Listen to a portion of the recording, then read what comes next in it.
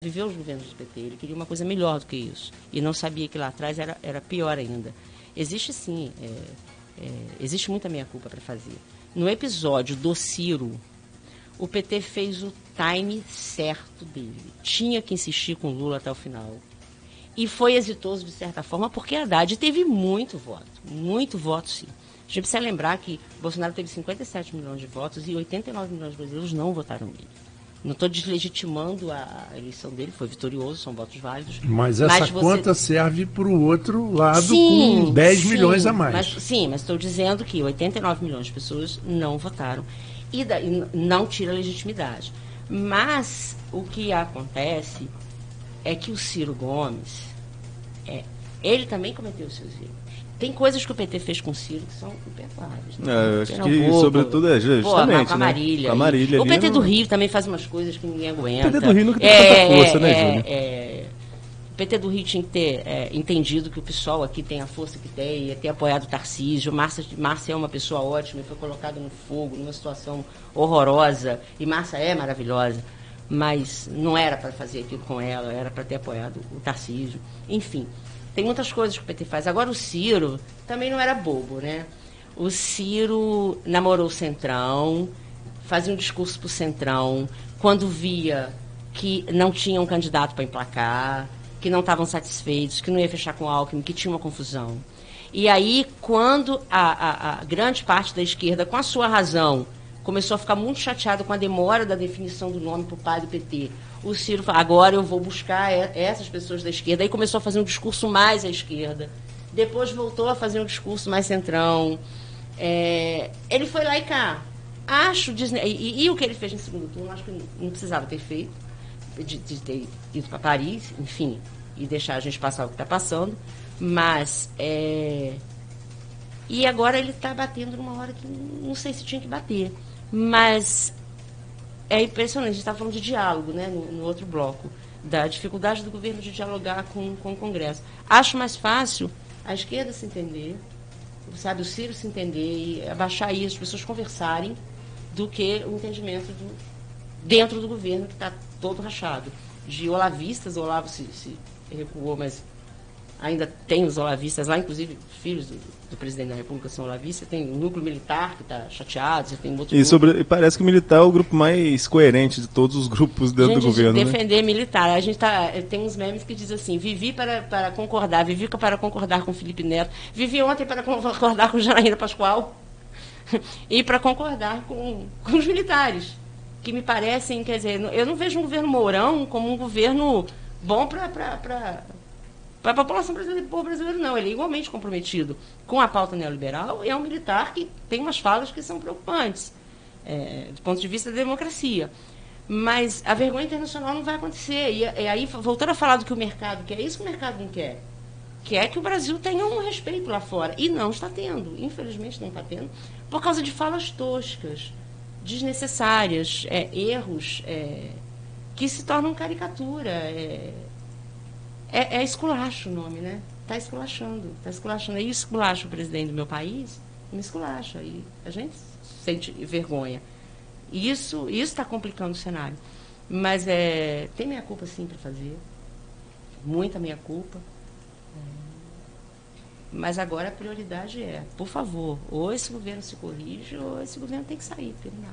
Mas você acha que de forma geral, o impeachment não seria ruim para o Brasil, apesar do Bolsonaro, de quem tem um posicionamento contrário ao presidente Bolsonaro, institucionalmente, mais um processo de impeachment, mais um movimento de rua pedindo a deposição de um presidente que acabou de ser eleito, não seria ruim para a democracia? Ruim. Sempre é muito ruim. Inclusive para a economia, não só para a democracia? Sempre é muito ruim. A questão estamos num momento ruim? Estamos. Estamos num momento ruim. Em todos os aspectos.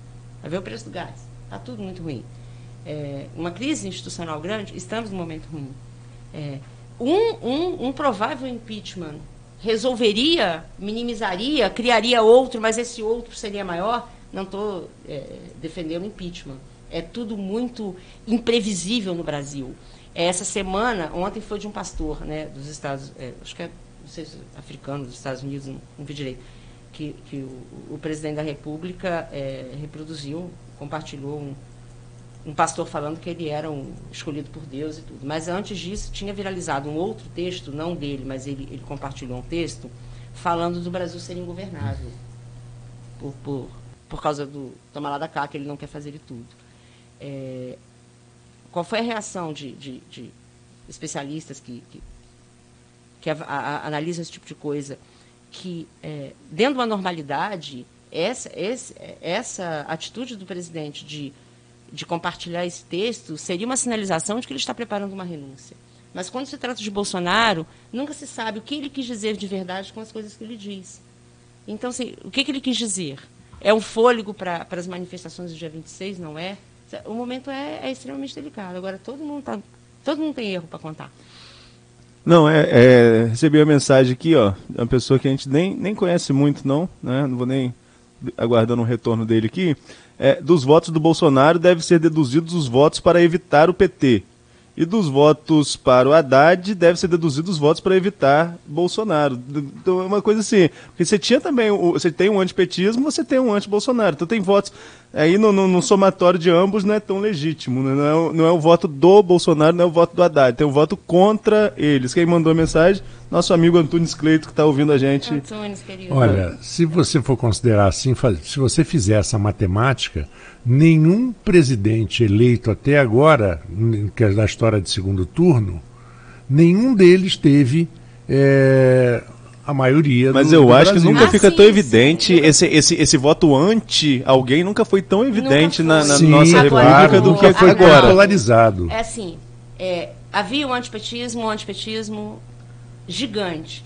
Mas se o Ciro fosse o candidato, não sei se iria 100%, mas grande parte dessa rejeição ia para o Ciro, porque o Ciro era mais viável, porque o foco não era ele.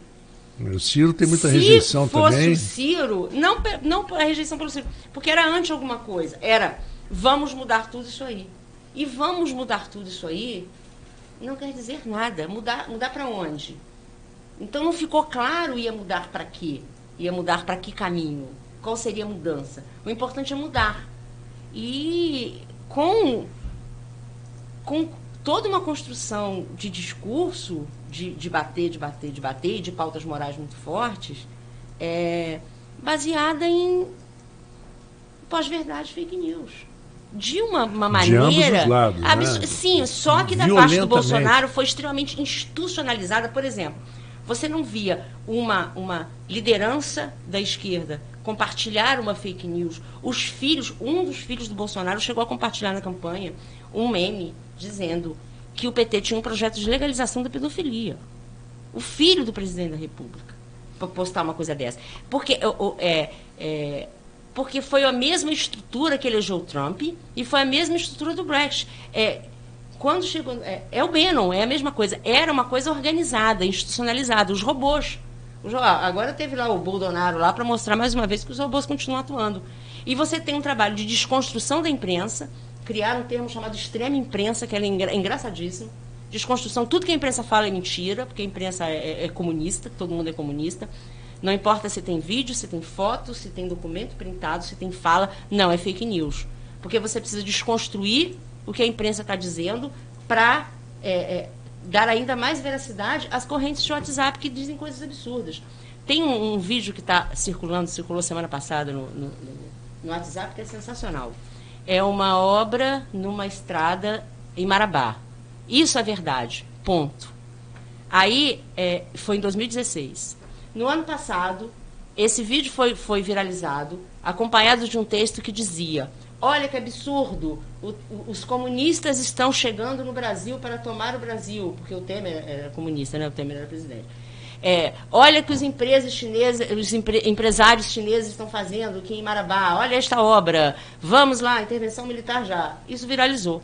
Pois bem, esse vídeo voltou a circular agora com outro texto. Mesma obra, o mesmo lugar. Olha como o nosso presidente Bolsonaro é maravilhoso. Muito. Os empresários chineses estão fazendo uma obra ótima em Marabá. É a fake news da fake news da fake news. Eu vejo gente graduada compartilhando essas coisas. Eu acho que uma das mais assim, impressionantes, que já está durando, já tem 4, 5 anos, é a tal do negócio do Chico Buarque, da história de que ele compra música. Essa foi sim. a coisa mais ridícula, porque aquilo está no álbum, na coleção de DVDs do Chico, uma brincadeira deles que eles têm no meio musical. Eu estou em rádio há 40 e tantos anos, eu conheço muitos artistas e sei que existe no meio musical esses nomes assim. Eu comprei uma música do Ahmed.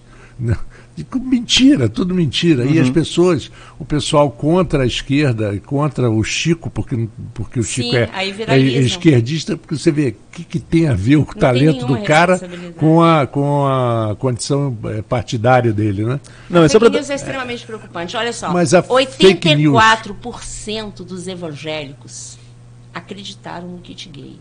Isso não é brincadeira. O kit gay é a maior fake news da campanha. Há 2 dias da eleição. Mas isso já vem muito antes da campanha. Sim, mas foi construído para a campanha. O Bolsonaro levou um livro que não era o kit gay no Jornal Nacional 2 dias antes da eleição. E mostrou. E não era, de uma autora francesa, não era. O kit gay pegou outras fake news absurdas. Mas essa, acho que foi Wagner Moura que falou há pouco tempo isso. Assim, a verdade acabou. Trabalhar com a verdade está muito difícil. As pessoas estão confundindo fato com opinião. Fato é fato, opinião é opinião. A camiseta de Arnaldo é preta. Ela não é azul. As pessoas estão dizendo, ela é azul, é a minha opinião, você tem que respeitar a minha opinião. Não é, ela é preta. Essa que é a coisa preocupante. Isso que a forma de propagação de fake news organizada, estruturada, profissionalizada. Tem fake news ali de esquerda, aqui, ali tem. Mas de um militante ou outro. Mas assim, profissionalizada, com os robôs, com todo o esquema para propagar para os nichos que tinha que propagar, das pautas morais para os evangélicos, por exemplo, é assustador. E a gente ainda trabalha hoje para confrontar as fake news, que não é uma coisa fácil. As fake news fizeram um grande estrago no Brasil. Mas aí você tem também que colocar o outro lado, né, que a campanha do Haddad chegou a ser multada por impulsionar conteúdo contra Bolsonaro. Não é uma coisa... Foi multada, sim. A melhor foi dele ter... e ele não teve nem coragem de assumir o que ele estava falando, dizendo que o Geraldo Azevedo havia declarado que tinha sido torturado pessoalmente. Não, foi um erro aquilo. Pessoalmente pelo Mourão. Aí foram ver na própria entrevista. O Mourão tinha 13 anos. Sim, no ano que ele se referia. Aí o Haddad, ao invés de dizer assim, bom, então eu devo estar enganado, não, ele continuou, não, vocês têm que perguntar a Geraldo Azevedo, tirou dele da reta. Gente, que coisa feia aquilo. Aquilo foi feio. Foi muito feio. Aí o Haddad tem que fazer uma coisa feia de vez em quando, sabe? Porque primeiro que ele é muito bonito, e segundo, que o Bolsonaro faz uma coisa feia a cada 3 segundos. Então você tem que fazer uma. Porque, mas você espera o que do Bolsonaro? Você espera uma coisa bonita do Bolsonaro? Quem é que espera coisa bonita do Bolsonaro? O que você esperava do Bolsonaro? Não, Bolsonaro foi um deputado. Ele tinha. Deputado, eu acompanho o mandato do Bolsonaro há muito tempo. O Bolsonaro tem umas falas muito caricatas. Você começou a viralizar esse cara. Porque o que ele falava era tão inacreditável. Que assim, mas você tem 513 lá. Então, você tem representação de tudo lá. Sim, sim. E você tem a representação dele, que dá para questionar se é legitimamente democrático, porque as falas são crimes de lesa humanidade, inclusive, né? De lesa pátria e lesa humanidade. Mas está lá representado. E aí alcança isso que alcançou, porque tem que mudar tudo isso aí. E aí 84% dos evangélicos acreditaram no kit gay. Então, de certa forma, poxa, mas as pessoas realmente ficaram preocupadas que iam levar isso para a escola e elas não têm muita informação. Agora, quantos desses 57 milhões não sabiam do Ustra? Não sabiam do apreço à tortura? Sabe, não sabiam do racismo? É complicado. Júnior, vamos sair da pauta nacional, vamos vir para o local um pouquinho para a gente trazer aqui. Primeiro, falando sobre o local, é o seguinte, a gente já está em período pré-eleitoral, depois a gente vai falar um pouco mais sobre a sua experiência lá em São João como secretário, mas vamos um pouquinho de política. A gente já está em ano pré-eleitoral e é claro que esses movimentos que a gente está citando aqui agora, tudo isso vai refletir em 2020. Vai surgir candidato, o que não vai faltar é candidato dizendo que é candidato do Bolsonaro, sobretudo aqui no estado do Rio de Janeiro, né? O que não vai faltar é isso. Como que esses movimentos nacionais vão refletir na eleição municipal do seu ponto de vista? Você acha que ter o apoio do Bolsonaro lá na frente, ou do Witzel, que seja, que são os nomes mais de direita aqui do estado do Rio de Janeiro, pode ser até mesmo um peso na campanha, ou ainda vai dar para surfar nessa onda? Eu acho que a questão ideológica, essas pautas, que são pautas mais nacionais, nunca foram tão presentes nas eleições municipais como serão em 2020, com certeza. Eu imagino que os eleitores agora vão querer saber o posicionamento de candidatos a vereador, de candidatos a prefeito, que nunca se interessaram em saber antes, como eles se posicionam em relação a determinados temas que têm a ver com outras coisas que não sejam as políticas públicas locais. Isso é bem previsível. Se vai ter a carona do Bolsonaro e do Witzel, tem que ver como é que eles vão estar até lá. Nós estamos numa crise que... Vai ser bom ou se não, vai ser... Nós estamos vivendo nacionalmente uma crise neste momento que pode sim culminar na queda do presidente? Pode. É possível dizer isso hoje? Já há quem diga que existe... Mas não precisa de um crime de responsabilidade para isso? Não falta, mas precisa de política, precisa de vontade política de derrubar. Não. Precisa de vontade política no voto do Congresso, mas você precisa encontrar um crime de responsabilidade, né? Não pedalada de Dilma. Pois é, mas é por muito pouco tempo. Pedalada, o que é surreal. Sim, mas a esquerda não diz que foi golpe? Foi um golpe. Então, foi um golpe, ponto. O mundo então não se permite mais golpe. O que eu estou te dizendo é o seguinte, não é isso que eu estou te dizendo. Não, mas assim, Estou te dizendo que quando se quer derrubar, se encontra um motivo assim. E vai encontrar. Mas é isso que eu tô... Ela não caiu por causa da pedalada, obviamente. Ela caiu por causa do interesse de que ela caísse. Mas encontraram a pedalada. Pois é, mas eu acho que nesse pouco tempo de governo você tem algo já para você destacar. Eu não estou dizendo se tem ou não. Estou dizendo que fala-se abertamente hoje, em editoriais, em lideranças políticas. Ou seria uma pressão para renúncia, aí é diferente. Que ele pode cair. Então vamos dizer assim, que ele pode cair. Que ele pode cair. E aí você tem a situação do Flávio, que é filho dele e respinga, que deve acabar dando um problema. Assim. A situação do Flávio é um pouco mais complicada. Isso tudo reflete. E em relação ao Witzel, esse governador me dá um pouco de medo. Tem umas falas dele muito assustadoras. Tem que saber também o que o Witzel vai conseguir até lá. Talvez ele seja um melhor gestor, digamos assim, do que o governo federal. Mas tem outros problemas também. Então, se o Bolsonaro conseguir reverter essa situação, conseguir dialogar, trocar aí 100% dos ministros para resolver o problema, pode ser que você ainda tenha ano que vem, na onda bolsonarista, um monte de gente eleita. Acho cedo por enquanto. Acho que o Bolsonaro pode tirar a voz daqui a um tempo. Trocar 100% dos ministros. Né? Você não acha que o Moro ainda, apesar de você ter dito que fica em silêncio, ou o Paulo Guedes na economia para o mercado, ainda não são ministros que têm peso dentro do governo, não? O Paulo Guedes não tem. O Paulo Guedes, a reforma dele já vai virar água, já vai vir outra. O Rodrigo Maia trabalha nisso. O Moro perdeu muito a credibilidade que tinha com setores da sociedade que não eram setores sectários, bolsonaristas, sabe? Os teóricos da conspiração eram pessoas razoavelmente sensatas que queriam o Bolsonaro para uma agenda de mercado que as interessasse. Essas pessoas tinham o Moro como analista moral do governo e não tem mais. O Moro está quieto. E o projeto anticrime do Moro está começando a fazer água também. Acho que nem esses dois estão salvando, não. Agora, a gente lá atrás... Só deixa a Damares, porque a gente precisa de memes.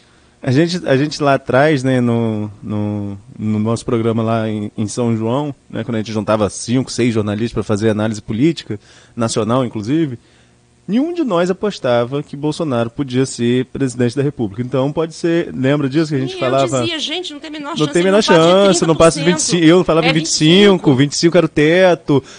Nacionalmente... Gente, 2 meses antes da eleição, o Reinaldo Azevedo disse que não tinha a menor chance. Nacionalmente também quebrou nossas análises como jornalistas de política, que foram quebradas com a eleição do Bolsonaro.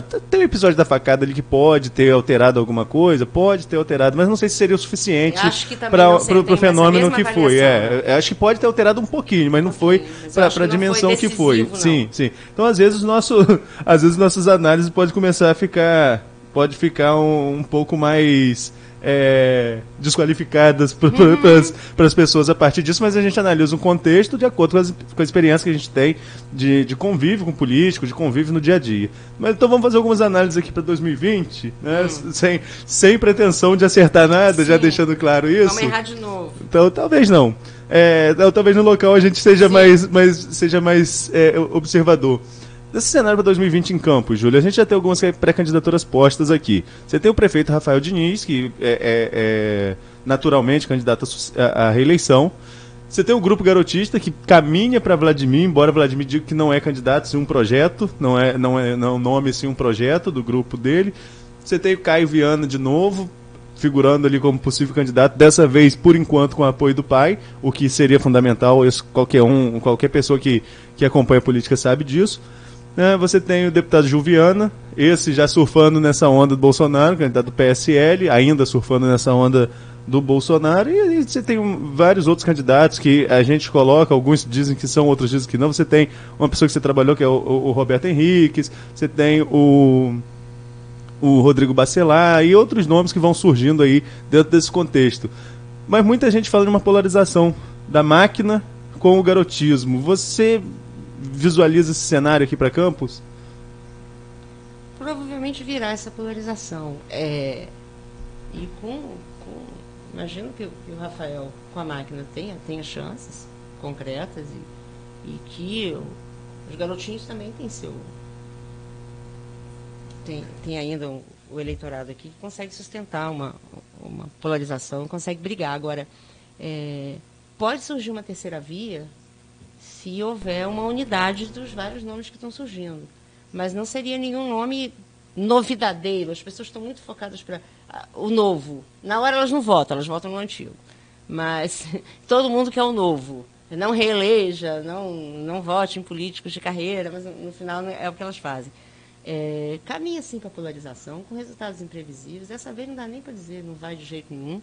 Rafael tem a máquina, Garotinho tem o Garotinho, tem a Rosinha, tem o Vladimir, onde o Garotinho não entra, a Rosinha entra. Mas o governo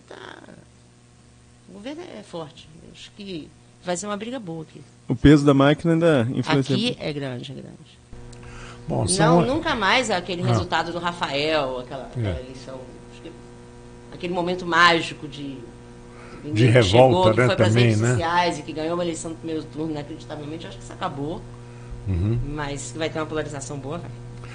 8h13, vamos a um pequeno intervalo, voltamos em instantes com o Folha no Ar, primeira edição. Oferecimento Nova Canabrava, Laboratórios Plínio Bacelar e Clínica Proteus. Quando se pensa em exames laboratoriais, logo vem em nossa cabeça Laboratório Plínio.